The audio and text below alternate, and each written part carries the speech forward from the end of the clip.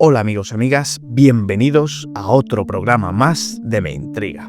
Imaginad que tenéis la oportunidad única de visitar el lugar más legendario y fantasmal del planeta, los restos del Titanic. Un viaje por el que algunos pagarían $250.000. Ahora imaginar que podéis llegar allí, pero debéis entrar en una cápsula experimental del tamaño de una furgoneta, sellada con pernos desde el exterior y pilotada con un mando que parece de un videojuego. ¿Os intriga esto? Pues esto es solo el principio. En el programa de hoy nos sumergiremos en la increíble y trágica historia del sumergible Titán. Vamos a reconstruir minuto a minuto la crónica de una catástrofe que mantuvo al mundo en vilo. Os contaremos la historia de su creador, un visionario que creía que la seguridad era un desperdicio. Desvelaremos las escalofriantes advertencias de sus propios ingenieros, que fueron despedidos por dar una voz de alarma. Hablaremos de los extraños ruidos y crujidos que se oían en las inmersiones previas que presagiaban aquel desastre. Y por supuesto, analizaremos esos 4 días agónicos de búsqueda, la cuenta atrás de esas 96 horas de oxígeno y los misteriosos golpes rítmicos que dieron una falsa esperanza al mundo entero. ¿Qué eran en realidad esos sonidos? ¿Y qué ocurrió realmente en aquel último descenso? Hoy en Me Intriga os contaremos todo lo que debéis saber sobre la tragedia de Titán. Pero antes de sumergirnos, ya sabéis lo importante que es para nosotros vuestro apoyo. Si os gustan nuestras historias, la mejor forma de ayudarnos a seguir creciendo es suscribiros. Es un simple clic para vosotros, pero para nosotros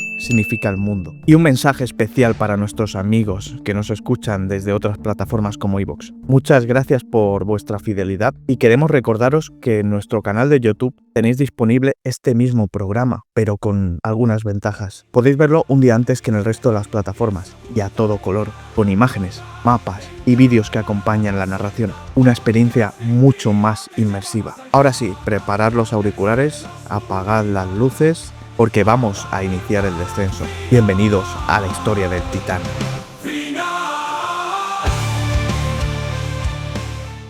Imaginad por un instante la oscuridad más absoluta, una negrura tan densa que la luz de vuestros ojos, por más que se esfuerce, no puede penetrarla. Ahora añadir a esa oscuridad una presión inimaginable, un peso tan descomunal que podría aplastar el acero como si fuera papel de aluminio. Cientos de atmósferas oprimiendo cada centímetro de tu existencia. Ese es el reino del abismo, un lugar a casi 4.000 metros bajo las olas del Atlántico Norte, donde el silencio solo es roto por las corrientes fantasmales que recorren el lecho marino. Allí, en ese mundo alienígena, yace un colosal de hierro, el cementerio más famoso de la historia, el Titanic. Durante más de un siglo, sus restos han sido un imán para soñadores, científicos y aventureros, pero llegar hasta él es el desafío que solo un puñado de seres humanos han logrado superar. En 2023, 5 personas se preparaban para unirse a ese selecto club. A bordo de un sumergible experimental, una nave bautizada con un nombre de un dios antiguo, el Titán, se dispusieron a descender hacia la leyenda, pero lo que comenzó como la aventura de sus vidas se convirtió en una pesadilla que mantuvo a todo el mundo en vilo. Nuestra historia comienza como tantas otras, con un sueño, el sueño de un hombre, Stockton Rush. Para entender la tragedia del Titán, primero debemos entender a su creador. Rush no era un simple empresario, graduado en ingeniería aeroespacial por la prestigiosa Universidad de Princeton. Su primer amor fue el cielo. Soñaba con ser astronauta, con viajar a Marte, pero su vista no era lo suficientemente buena para la NASA. Y ese sueño se desvió hacia otro universo igualmente vasto y desconocido, el océano. En 2009 cofundó Ocean Gate, una empresa con una misión que sonaba a ciencia ficción: abrir las profundidades del mar al turismo de lujo y a la exploración privada. Rush era un visionario, un hombre carismático que hablaba de la exploración oceánica como de la nueva carrera aeroespacial, pero también era un iconoclasta, un hombre que, en sus propias palabras, creía que había que romper algunas reglas para innovar. Si solo quieres estar seguro, no salgas de la cama, llegó a decir en una entrevista para la CBS. No entres en tu coche, no hagas nada, en algún momento vas a correr algún riesgo, y realmente es una cuestión de riesgo-recompensa, pero creo que puedo hacerlo con la misma seguridad, pero saltándome algunas normas. Esta filosofía fue el ADN de su creación más ambiciosa, el sumergible Titán.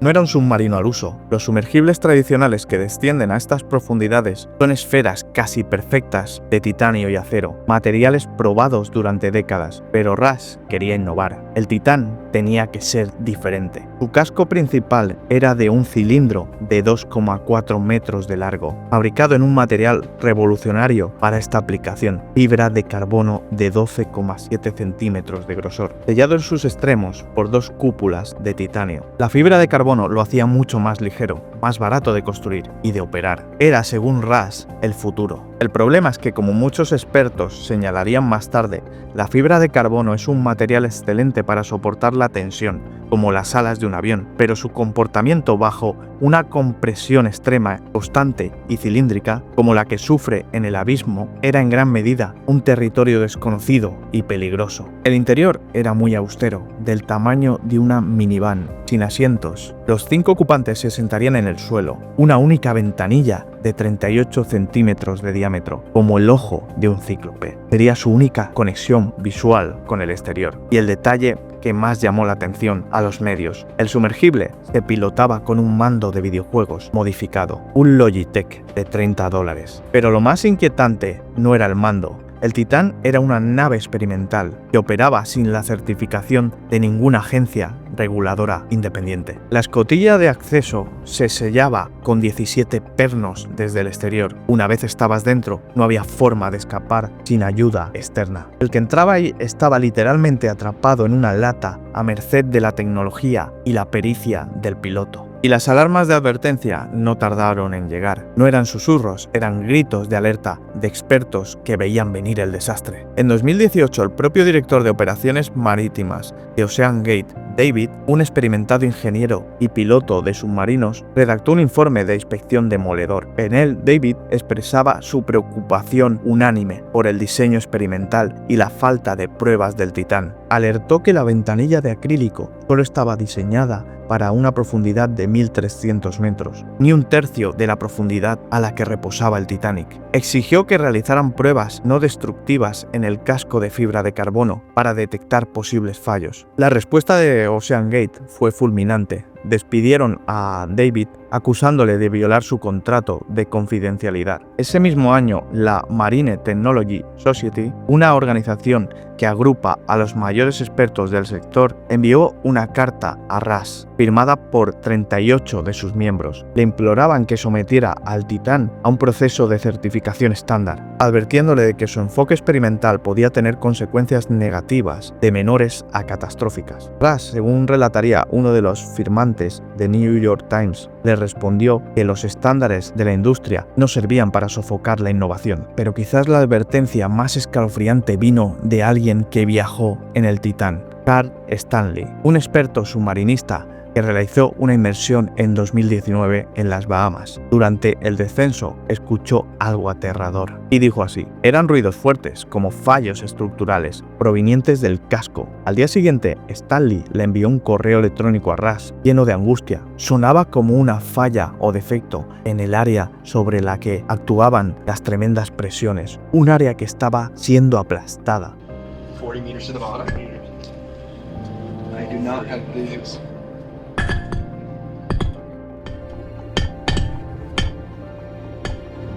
Le suplicó que cancelara la expedición al Titanic hasta que el casco fuera probado. Rush ignoró todas y cada una de las advertencias. Estaba convencido de que su tecnología de monitoreo acústico en tiempo real, que supuestamente escuchaba la salud del casco, era suficiente. Su sueño era más grande que cualquier duda. Y así llegamos hasta el año 2023. La expedición de ese año estaba lista. El buque nodriza, el Polar Price, había zarpado de San Juan de Terranova, en Canadá. A bordo, un grupo de personas, cada una con su propia razón para desafiar aquel abismo. Estaba el propio Stockton Rush, de 61 años, pilotando su creación. A su lado, Paul Henry Nargolet, una leyenda viva, francés de 77 años, excomandante de la Armada, apodado Mr. Titanic, por haber visitado sus restos 37 veces. Era la mayor autoridad mundial en el precio. También estaba Hamish Panding, un multimillonario y aventurero británico de 58 años, poseedor de varios récords Guinness, que había viajado al espacio y al punto más profundo de la Tierra, la fosa de las Marianas. Y finalmente, Shahzada Dawood, de 48 años, un prominente empresario británico-pakistaní, y su hijo Suleiman, de tan solo 19 años. El joven, según revelaría su familia más tarde, estaba aterrado por el viaje, pero había accedido a ir para complacer a su padre por el regalo del Día del Padre. La atmósfera en el Polar Prize era una mezcla de euforia y expectación científica. Se preparaban para el descenso del domingo 18 de junio. El Titán, blanco y con una forma de píldora, esperaba en la plataforma de lanzamiento, meciéndose suavemente sobre aquellas gélidas aguas del Atlántico. Era una máquina diseñada para cumplir un sueño, pero construida sobre una base de advertencias ignoradas y fe ciega en la innovación por encima de la precaución. Estaba a punto de iniciarse un viaje de 8 horas, ida y vuelta, hacia el sepulcro de un gigante. Nadie sabía que el eco de aquellos crujidos escuchados años atrás estaban a punto de convertirse en un estruendo final y definitivo. El descenso está a punto de comenzar. Domingo 18 de junio de 2023. El sol de la mañana brilla sobre las aguas grises y heladas del Atlántico Norte. A bordo del Polar Prize, el ambiente es una profesionalidad cargada de adrenalina. Es el día de la inmersión. Los 5 ocupantes del Titán ya están en su interior. El espacio es reducido, claustrofóbico. Russ, en su papel de piloto, realiza las últimas comprobaciones. A su lado, Paul Henry observa con la calma que le dan décadas de experiencia. Hamish Harding, el aventurero, no puede ocultar su emoción, y Shahzada y su hijo Suleiman se preparan para compartir una experiencia que los unirá para siempre en lo más profundo del planeta. Desde el exterior, el equipo de apoyo realiza el ritual final. Uno a uno, los 18 pernos de titanio sellan la escotilla. Ya no hay vuelta atrás. Desde este momento, los 5 hombres son prisioneros voluntarios de una cápsula de fibra de carbono y titanio, completamente dependientes de la tecnología que los rodea y del equipo que los vigila desde la superficie. A las 8 a.m., hora local, la plataforma de lanzamiento se sumerge y liberan al Titán. La aventura ha comenzado. El sumergible inicia su lento descenso a una velocidad de unos 50 metros por segundo. La luz del sol se desvanece rápidamente, pasando de un azul brillante a un índigo profundo, y finalmente a una negrura total que una pequeña ventanilla apenas puede perforar con las luces exteriores. La comunicación con el Polar Prize, el que estaba en el exterior, es constante, o al menos lo intenta ser. Se realiza cada 15 minutos, pero no es una comunicación por radio. A estas profundidades, las ondas de radio no funcionan. Se comunican a través de un sistema de mensajes de texto, similar a lo de un SMS, transmitido por un sistema acústico. Y aquí nos encontramos con otra de las alarmantes innovaciones, el Ocean Gate. Como revelaría más tarde en la investigación la excontratista Antonella Wilby, el sistema de navegación era, en sus propias palabras, extremadamente complicado y estúpido. El Titán no tenía un sistema de posicionamiento a bordo. El Polar Prize calculaba la posición del sumergible y le enviaba las coordenadas por mensaje de texto. En el Titán, estos datos se transcribían a mano en un cuaderno y luego se introducían en una hoja de cálculo de Excel para trazar su posición en el mapa y los restos del Titanic. Un mapa dibujado a mano. Imaginad aquella escena por un momento en la nave nodriza. El diálogo con el abismo era un chat. El Polar Prize a las 10:00. ¿Podéis ver el barco en vuestra pantalla? La respuesta tarda en llegar. Sumergible Titán. Sí, habíamos perdido la configuración del sistema y del chat. Polar Prize. ¿Estado? ¿Veis el Polar Prize en la pantalla? Titán dice, sí, todo bien por aquí. Todo bien por aquí a más de una hora de descenso. Un pequeño fallo en el sistema de chat. Quizás un presagio, o quizás como pensaron en la superficie, un simple contratiempo técnico, algo habitual en estas expediciones experimentales. El descenso continúa. Dentro del Titán la temperatura ha bajado considerablemente. El frío del abismo se filtra a través del casco. Los 5 ocupantes están en la oscuridad, solo iluminados por el brillo de las pantallas y la luz exterior que barre el agua negra. La presión exterior aumenta de forma exponencial. Pero vamos a hacer un paréntesis para entender esta presión. A la profundidad del Titanic, a casi 4000 metros, la presión es de aproximadamente 400 atmósferas. Es el equivalente a tener 4000 toneladas de peso el peso de la Torre Eiffel aplicando sobre cada centímetro cuadrado. Es una fuerza tan colosal que la mínima fisura, el más microscópico defecto estructural en el casco, no provocaría una fuga, provocaría un colapso instantáneo y total. Pero dentro del Titán, la confianza en la ingeniería de Rush parece intacta. Siguen descendiendo. 11:47 am. Ha pasado 1 hora y 45 minutos desde el inicio de la inmersión. Llega un nuevo mensaje desde el Titán al Polar Price. Este es un mensaje de rutina. 11:47. Titán. Hemos soltado 2 pesos. Soltar lastre es una maniobra normal para controlar la velocidad del descenso. Nada fuera de lo común. El equipo en la superficie anota la comunicación y espera al siguiente. Pero pasan las 12:02 y no llega ningún mensaje. En la sala de control de Polar Price, la atmósfera comienza a cambiar. La calma profesional da un paso a una tensión silenciosa. 15 minutos de retraso. Podía ser cualquier cosa. Un fallo en el sistema de comunicaciones. Una distracción. Siguen enviando mensajes. ¿Estado? ¿Lo recibís, Titán? Por favor, responded. El silencio al otro lado es absoluto. Pasan las 12:17, el segundo intervalo de 15 minutos sin contacto. La preocupación se convierte en una ansiedad fría y palpable. Los rostros del equipo de apoyo se vuelven sombríos. Miran las pantallas, esperando un punto de luz, una señal, una palabra que rompa el silencio aterrador que sube desde el abismo. Pero lo que ellos no saben, lo que el mundo no sabrá hasta días después, es que en ese mismo instante, la suerte del Titán ya estaba echada, porque en las profundidades del Atlántico, la Armada de los Estados Unidos tiene oídos, una red secreta y ultra clasificada de sensores acústicos, diseñados durante la Guerra Fría para detectar los sigilosos submarinos nucleares soviéticos, un sistema capaz de escuchar los sonidos más leves a miles de kilómetros de distancia. Y ese domingo por la mañana, poco después de las 11:47, esos oídos detectaron algo, un ruido sordo, violento y brevísimo, un puff profundo y catastrófico que es absorbido por el agua casi al instante, seguido por un silencio total.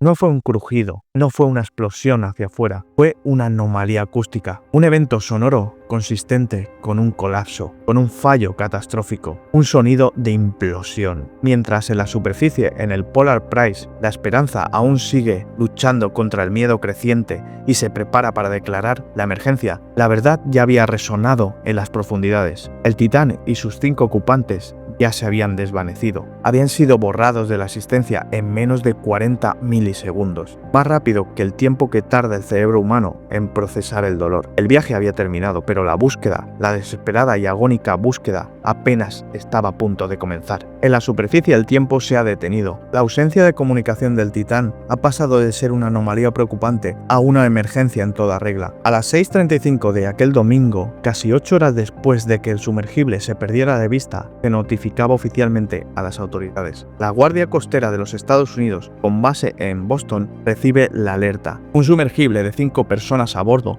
ha desaparecido en las inmediaciones del naufragio más famoso del mundo. Comienza así una de las operaciones de búsqueda y rescate más complejas y mediáticas de la historia reciente. Pero desde el principio los rescatistas se enfrentaban a un enemigo triple: la inmensidad, la profundidad y el tiempo. La zona de búsqueda es un páramo acuático de 740 kilómetros de la costa de Terranova, un área remota y salvaje del Atlántico Norte. Inicialmente la búsqueda cubre una superficie gigantesca, un área más grande que la provincia de Badajoz. Es como buscar una aguja en un pajar, pero el pajar está a 4000 metros de profundidad y es completamente invisible. Y luego está el reloj, el maldito reloj. Según especificaciones de OceanGate, el Titán cuenta con un soporte vital de emergencias para 96 horas, 4 días. El mundo entero comienza a hacer la cuenta atrás. Cada titular, cada noticiero, cada publicación en redes sociales está marcada por ese plazo inexorable. Jueves por la mañana. Esa es la fecha límite. Después de eso, el oxígeno se agotaría y cualquier esperanza de encontrar a la tripulación con vida se extinguiría. La noticia estalla a nivel mundial. Aviones Hércules de los Estados Estados Unidos y Canadá surcan los cielos, peinando las superficies en busca de cualquier señal del Titán. Aviones Poseidón, equipados con la última tecnología de sonar, lanzando boyas acústicas al agua, escuchando, esperando captar el más mínimo sonido del sumergible perdido. Y entonces, en la noche del martes al miércoles, ocurre algo que sacude al mundo entero. El tic-tac se detiene y luego un sonido metálico, rítmico débil,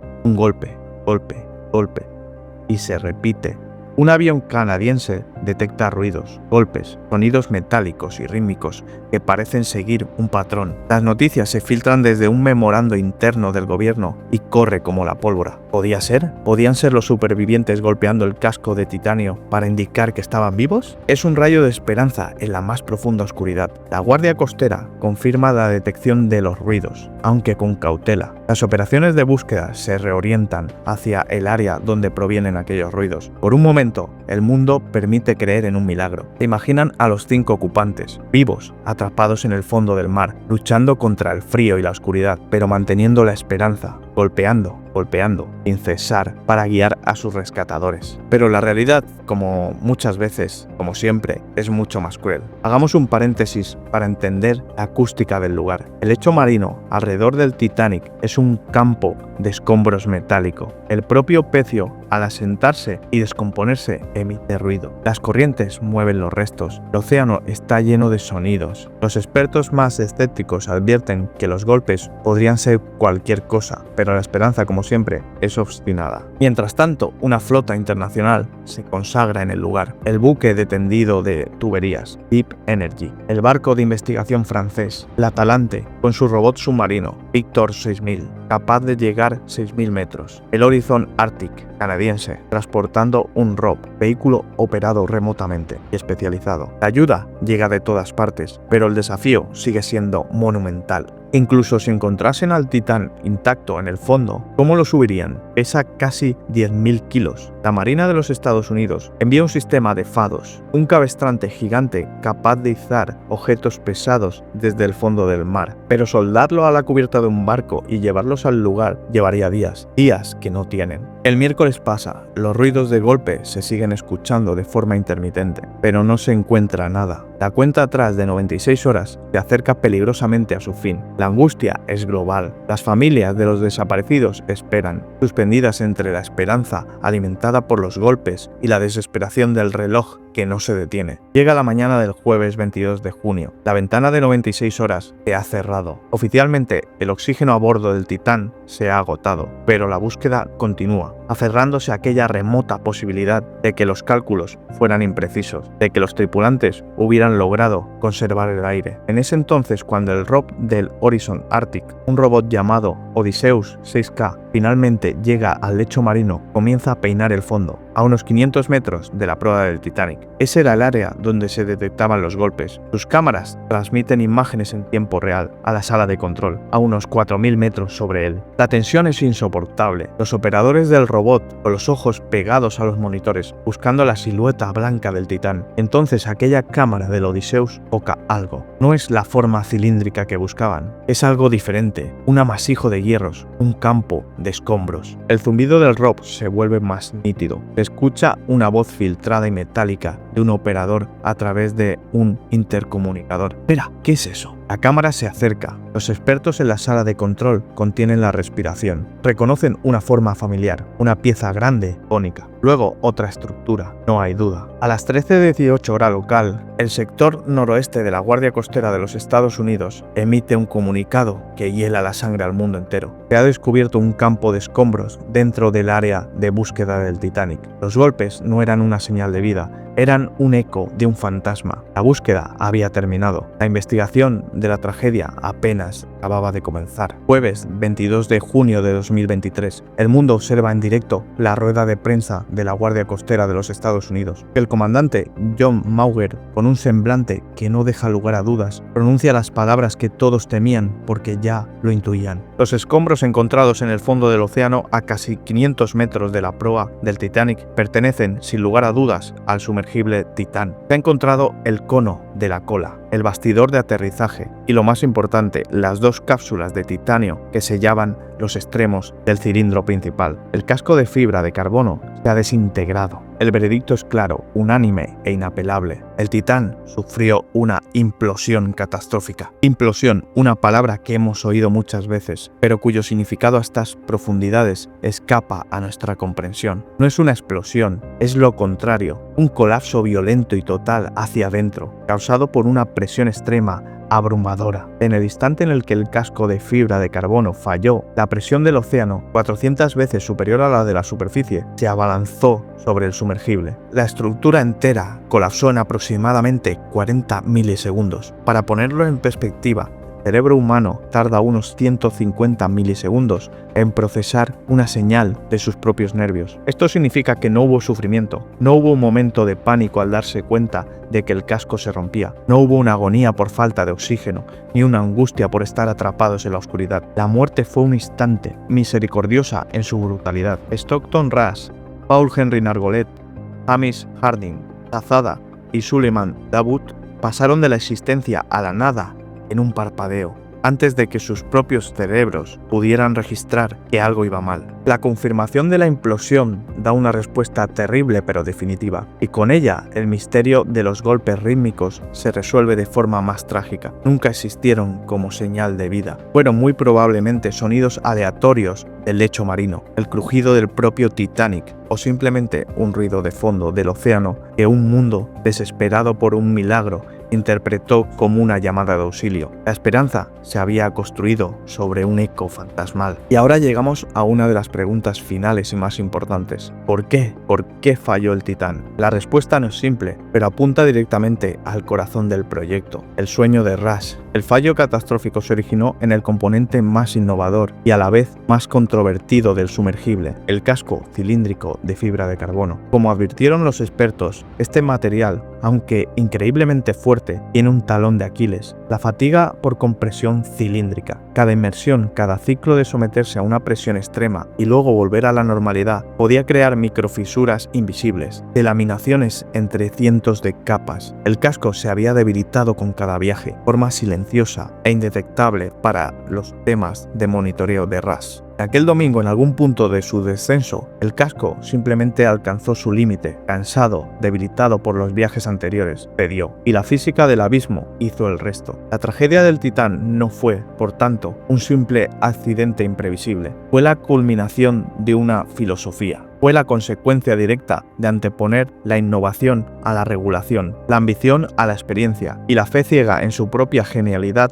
a las voces de cautela. Stockton Rush no quería morir, por supuesto. Estaba tan seguro de que su creación funcionaba que se puso al mando del mismo, pero su obsesión por romper las reglas creó una nave que, según los estándares de la industria, que llevaba décadas operando de forma segura, nunca debió haber descendido a esas profundidades con seres humanos a bordo. Esta es la historia del Ícaro, reinventada para el siglo XXI. Un hombre que, fascinado por alcanzar un lugar prohibido, construyó unas alas con un material nuevo y revolucionario. Ignoró la advertencia de los mayores, que le aconsejaron no volar tan alto, pero él, seguro de su ingenio, ascendió, y sus alas, en vez de cera y plumas, eran de fibra de carbono y titanio. Y su sol no estaba en el cielo, sino en la gloria de conquistar el abismo. Al igual que Ícaro, su creación no pudo soportar las fuerzas extremas que lo sometían, y de este modo se precipitó al vacío. Tras la tragedia, el OceanGate suspendió todas sus operaciones comerciales de forma permanente. La empresa que soñó con ser líder de cruceros al abismo se desvaneció junto a su creador. Hoy, mientras las investigaciones oficiales siguen su curso para establecer responsabilidades y sobre todo para evitar que algo así vuelva a ocurrir,